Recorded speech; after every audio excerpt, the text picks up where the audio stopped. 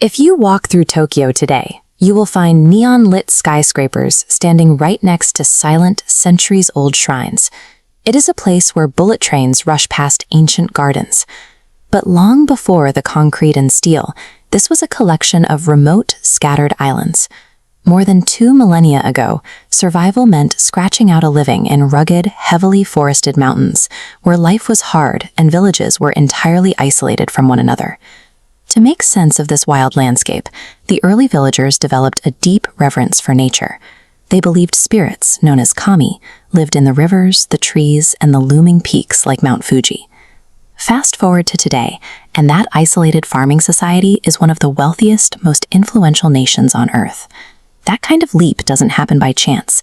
It happened because the Japanese mastered a rare skill: the ability to absorb completely alien ideas from the outside world without erasing their native identity.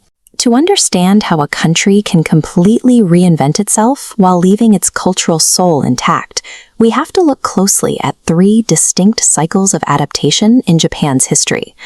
The first major test began when early tribal leaders decided they wanted to unite the warring island clans into a single nation. To do that, they needed a system of government, so they looked across the water to the most advanced civilization in their hemisphere, China. Japanese scholars crossed the sea and brought back massive amounts of knowledge. Almost overnight, they imported a formal legal code, a written alphabet, and an entirely new religion, Buddhism. Instead of letting Chinese customs wipe out their local beliefs, they merged them. They built grand wooden structures to honor the Buddha, yet they continued to pray to the kami of the forests right outside the temple doors. This initial leap set a permanent blueprint for the nation. It proved Japan could deliberately import foreign blueprints, modify them, and use them to construct a stronger, more resilient society. For the next several centuries, Japan actually closed its doors. The outside world was shut out entirely, and a strict class of feudal warriors, the samurai, took control, perfecting their martial arts and poetry in total isolation. That silent era shattered in the year 1853. Massive coal-burning American warships steamed right into Tokyo Bay, armed with heavy cannons the Japanese had never seen before. The message from the Americans was blunt: open your ports to trade. The shogun's military leadership panicked. They realized immediately that if they tried to fight these industrial giants with swords, they would be conquered like so many other nations. Their solution was extreme. In an event called the Meiji Restoration, a young emperor took power and ordered the entire society to pivot toward the West. The leadership literally stripped off their silk robes and put on tailored Western military uniforms. They sent students to Europe and America to study engineering, physics, and modern governance. Within a span of just 50 years, Japan laid down thousands of miles of railroads, erected smoke-billowing factories, and trained a formidable modern army. This industrial sprint worked, securing their independence on the world stage. However, the newfound military muscle bred a dangerous ambition. To prove they were equal to the Western powers, Japan began aggressively expanding its own borders. That imperial ambition directly fueled the deadliest conflict in human history. Japan entered World War II and ultimately faced catastrophic defeat. By 1945, the country was shattered.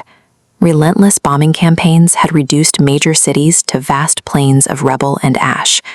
The economy was completely broken, and millions of people were starving.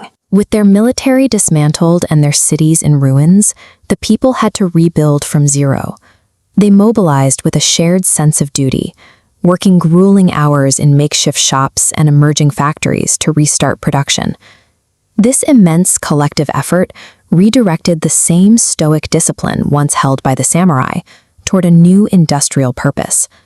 This workforce applied an obsessive focus to manufacturing, taking electronics and automobiles and constantly refining them.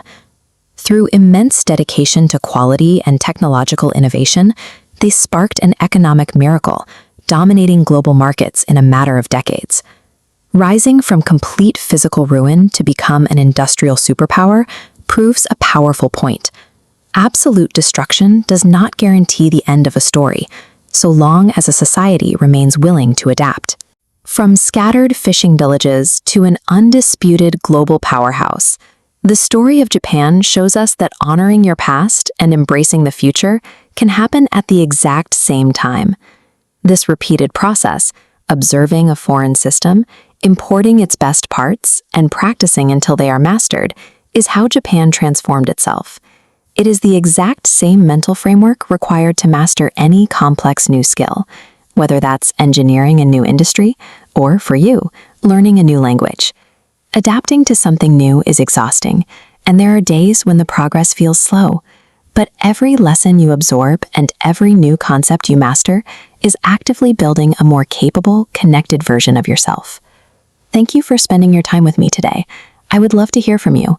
Leave a comment below and tell me what part of Japan's history surprised you the most, and let me know where in the world we should travel next. If you enjoyed this trip, make sure to hit that subscribe button. Until next time, take a deep breath, embrace the challenge of learning, and keep moving forward.